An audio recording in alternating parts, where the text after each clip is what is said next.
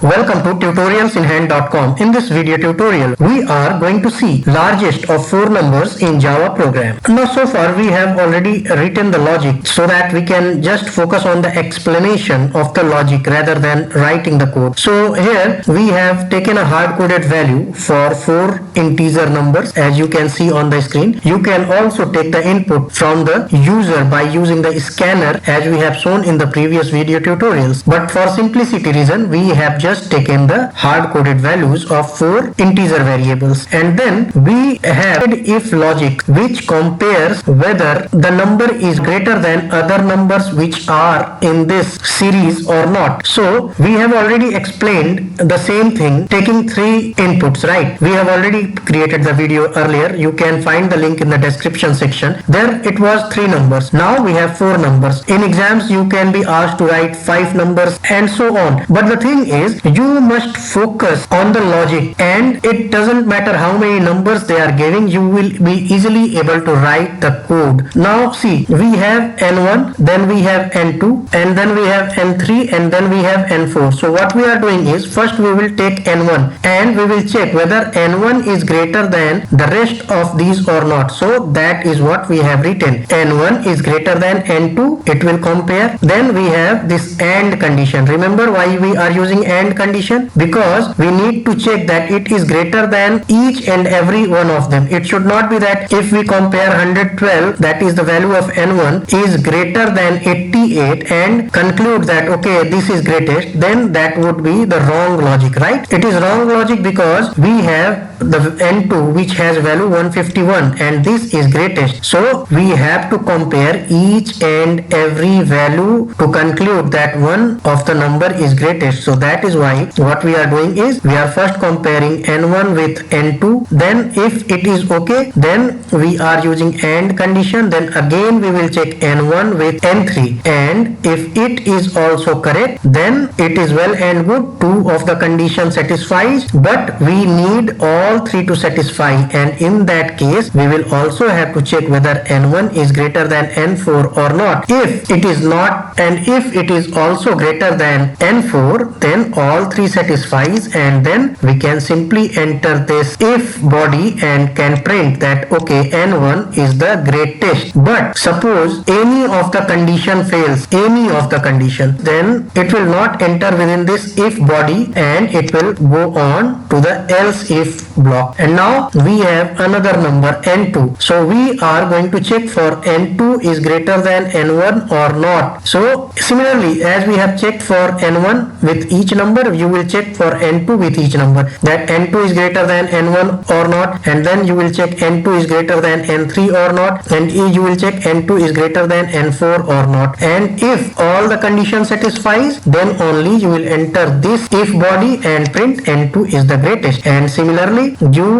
will go ahead to compare n3. In case n1 n2 both does not satisfy to be the greatest number, then we will move ahead to the n3, and we will again check in the similar manner that n3 is greater than n1 or not, and n3 is greater than n2 or not, and n3 is greater than n4 or not. And if all condition satisfies, then we can print n3 is greatest, otherwise we will move ahead to the else block. And now we have compared for n1, n2 and n3, and we have found that neither n1 is greater, n2 is greater, nor n3 is greater. So in that case, logically n4 is the left number which is going to be obviously greater, right? So n4, we are printing that n4 is the greatest. So logic says that we have compared for each number, but make sure that this code is written considering that each and every number is distinct. There is no value which are having same two numbers which are greatest, like n2 and n3 both are 151. In this case, both n2 and n3 is greatest, and if this kind of input is given, then this code will fail. It will not work. This will work only when all the numbers are distinct, right? Now let's execute and see whether it is working or not. See, it is working fine, means our logic is working fine. Here 151 is the greatest among these four numbers, and that is getting printed. How it is comparing? Now the comparison happens something like this. Here what will happen is N1 has the value 112, right? So 112 is greater than 151 is compared. So 112 is not greater than 151. So the condition doesn't satisfy here. As a result, this if will not execute, because to execute this if, we have to make sure that each of the conditions satisfies. But since the first condition only failed, as a result we will move ahead to the else if block now. So we have got that N1 is not greater. Now we will check N2. N2 has value 151. So now 151 is greater than 112 or not? Yes, definitely it is greater. So this turns out to be true. So we have got one condition true. Now we have to check next two, and next two is now 151 is greater than 88 or not? So 151 is greater than 88. Obviously it is greater. So this also turns out to be true. So now we have got two conditions as true. Now we have to check the third one, that is 151 is greater than 66 or not, and 151 is again obviously greater than 66. So this also turns out to be true, and since we have got all the three conditions true, in that case it enters this if block and execute that N2 is greatest, and the value of N2 is 151, and that is why we see on the screen that 151 is the greatest. Now let's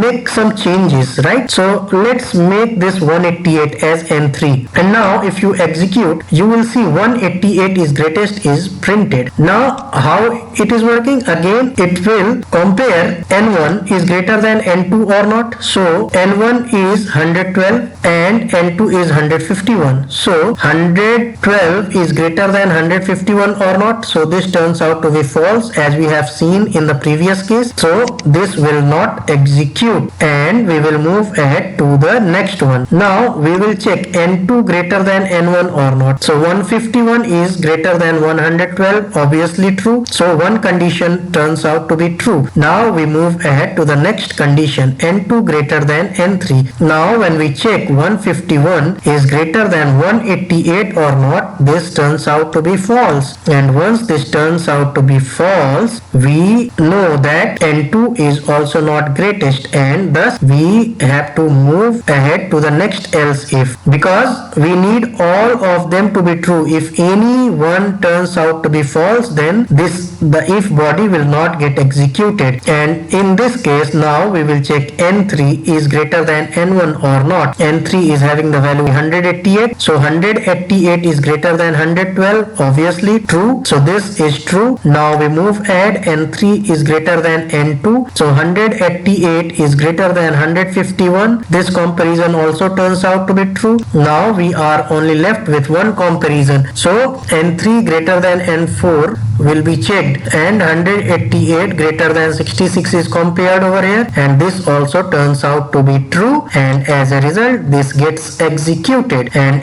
once this gets executed we print N3 is the greatest, and the value of N3 is 188. Similarly you can check for any of the conditions. Now if you make it 112, in that case you will see that N1 is greatest will be printed, and N1 has the value 1112, and that is getting printed over here as the greatest. Similarly if you make changes for N4 is the greatest, then you will see N4 is greatest will be printed. Now you can make the comparison, means you can test the logic yourself. Try to test in the similar way and see whether you are getting this 6666 as greatest or not, and you will be you will be able to understand the logic in a much clearer way if you just try to manipulate these values on your own and try to make some other, sometime make N3 as greatest, sometime make N2 as greatest, and so on, and try to evaluate which one is coming out to be greatest, which if block is getting executed, right? But in case, as we said, that if we make two numbers to be greatest, then what will happen is you will see this logic will fail, and we will make another video to explain how you can manipulate manipulate this code to adjust for these kind of scenarios. You can also try yourself. It's like you have got something, you have learned something from here. So in that case, now you can try to improve this logic and try to adjust these mistakes that is there in the code. That means if these two values n1 and n2 is both greatest, then what will happen? This code will not work, and you see this 66 is greatest is getting printed even though we have two values for n1 666 and n2 as 666. So either n1 or n2 should have been printed, then also it should have been a little bit means what you know means consolation kind of thing. But the thing is both of them are not getting printed, rather something which is the lowest value is getting printed as the greatest. So this is the problem with this logic. So this logic only works when all the numbers are distinct, and then only means it will print perfectly the number which is greatest, otherwise it will fail, right? So hope you have enjoyed this video tutorial. Please like and subscribe our channel to help us motivate. Thank you.